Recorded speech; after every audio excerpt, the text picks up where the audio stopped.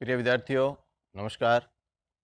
आज हम फिर एक नए शब्द रूप के साथ इस कक्षा में उपस्थित हैं।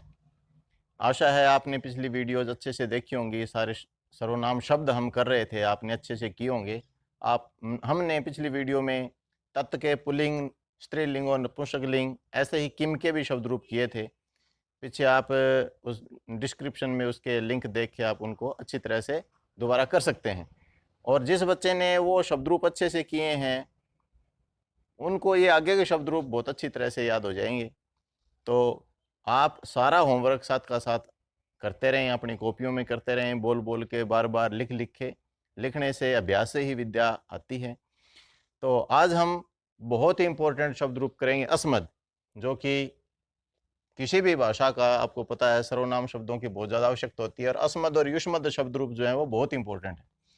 तो इस शब्द रूप को लिखने से पहले आपको पता है, शब्द रूप चाहे कोई भी हो, सबसे पहले वचन लिखे जाते हैं और उसके बाद विभक्तियां लिखी जाती है।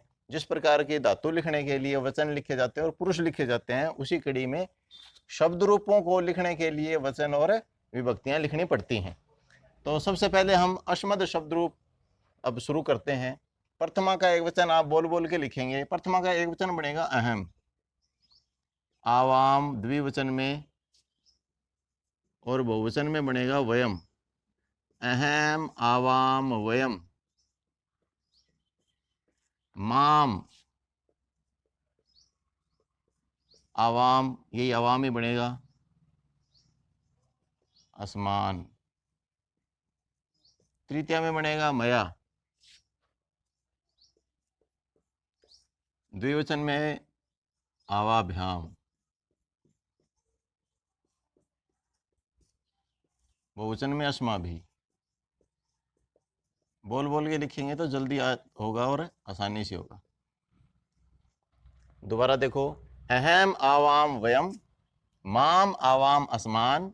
मया, आवाभ्याम, अस्मा भी। इसको बोल 2-3 बार आप बार बार बोलेंगे तो अच्छे से याद हो जाएगा।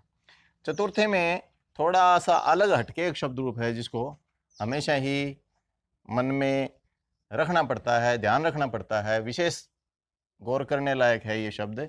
यहाँ बनेगा मय्यम। बच्चा अक्सर यही गलती करता है। परीक्षा में भी जब बड़ी इम्पोर्टेंट कोई परीक्षा हो, एस्टेट सीटेट की, तो उसमें ये शब्द रूप ही पूछा जाता है, क्योंकि इसका हमें अंदाजा नहीं होता, ये थोड़ा सा अलग है। मय्यम। द्विवचन में वही आवाभ्याम। और चतुर्थी का असंभ्यम। बहुवचन बनेगा असंभ्यम। पंचमी बिल्कुल आसान है। मत, वही आवाभ्याम और अस्मत। मत, आवाभ्याम, अस्मत। षष्ठी मम। द्विवचन में आव्यो हो, विसर्ग लगा देंगे। और अस्माकम, बहुत जरूरत पड़ती है इस शब्द की। मम, आव्यो, अस्माकम, ये शब्द बहुत आता है, अस्माकम। सप्तमी में आएगा मई। मई, मुझ में। और द्विवचन में वही आव्यो और अस्मासु।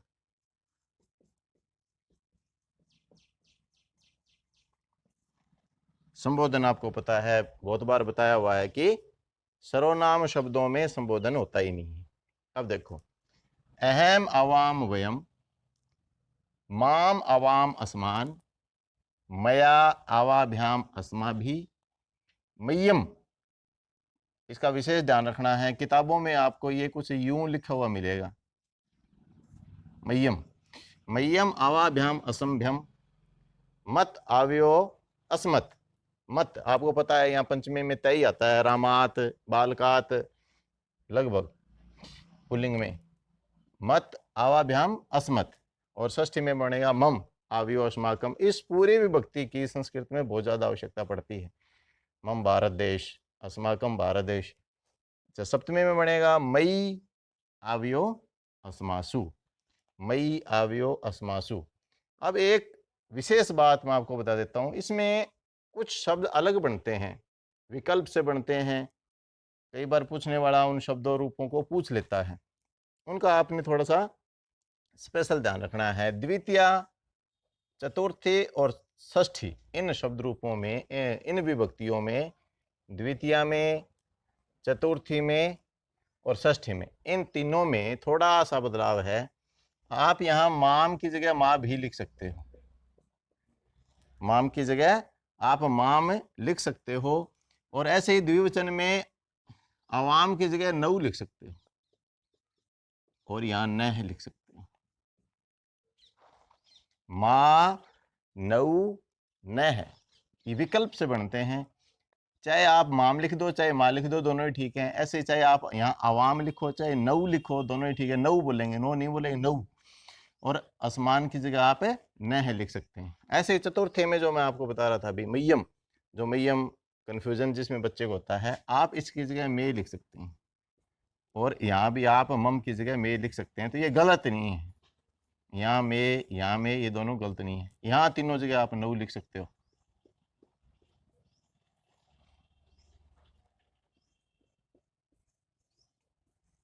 और यहाँ आप षष्ठी का बहुवचन भी नह लिख सकते हो और इसका भी नह लिख सकते हो। देखो बिल्कुल आसान है। द्वितीया का जो एक वचन है माम, माम की जगह आप माँ लिख सकते हो। चतुर्थी का जो मय्यम है उसकी जगह में लिख सकते हो। ऐसे षष्ठी का जो एक वचन है उसकी जगह में लिख सकते हो।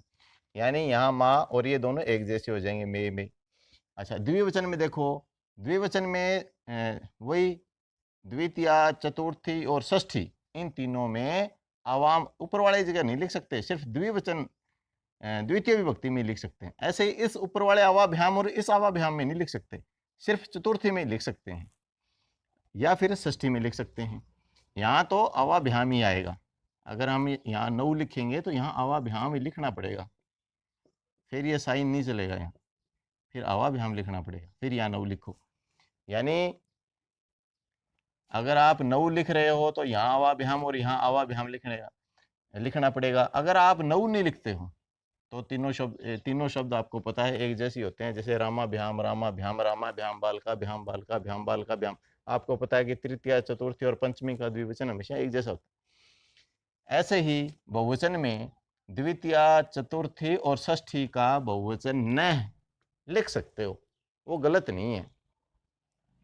लेकिन प्राथमिकता क्या रहती है कि लगभग ये शब्द रूप ही हम रूटीन में याद करते हैं। अहम, आवाम, व्यम, माम, आवाम, असमान, मया, आवाभ्याम, अस्माभि, मय्यम, आवाभ्याम, असमभ्यम, मत, आवाभ्याम, अस्मत्, मम, आवयोः, अस्माकम, मयि, आवयोः, अस्मासु। लेकिन अच्छे बच्चों को, समझदार बच्चों को ये शब्द रूप साथ साथ ध्यान रखने चाहिए कि विकल्प में इनके ये भी बनते हैं, मा, में, नऊ, और यहाँ मैंने पहले मिटा दिया था नऊ,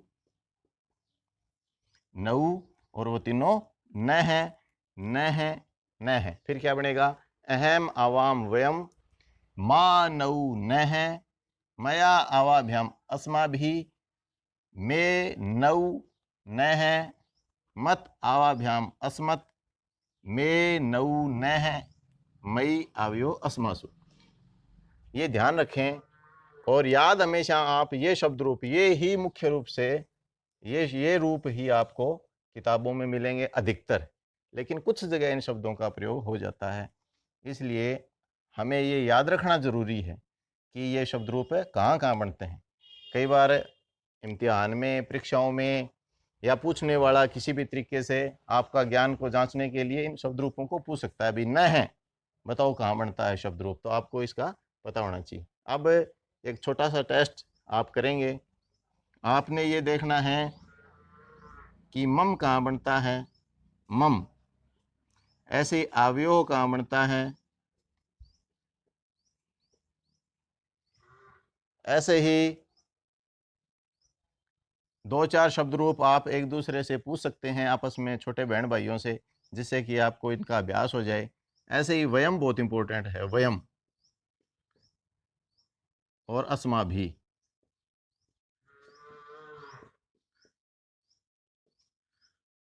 इनको आप कॉपी में लिखें, अच्छे से बोल बोल के लिखें, कम से कम 3-3 बार लिखें, इससे आपको ये शब्द रूप आसानी से याद हो जाएगा। ये विकल्प हैं इनके, आप इनको माँ नऊ न है, ऐसे याद कर सकते हो। ये तीनों एक जैसे हैं, ये भी तीन एक जैसे हैं, और ये दोनों एक जैसे हैं। यहाँ माँ है, इसमें माम था, इसका विकल्प आप माँ लिख सकते हो। लेकिन इसका आपने ध्यान रखना है, अगर आप आवाभ्याम लिख रहे हो तो यहाँ ये निशान न लगा के आप उसकी जगह नऊ ही लिखोगे। तो आज की वीडियो में बस इतना ही। आप इसको शब्द रूप को अच्छा सा करें, खूब लिख के करें, बार बार करें। इसके बाद जिस बच्चे को ये अश्मद शब्द रूप याद हो जाएगा, उसको युष्मद शब्द रूप लगभग बिल्कुल मिलता जुलता है, दो चार शब्द इधर उधर हैं, वो बता देंगे आपको। और अच्छे से अश्मद शब्द रूप याद करने के बाद युष्मद शब्द रूप को याद करना बिल्कुल आसान हो रहेगा। तो मैं कामना करता हूँ कि आप इन सारे शब्द रूपों को अच्छे से करोगे, स्वस्थ रहोगे। ईश्वर आपको दीर्घायु करे। धन्यवाद।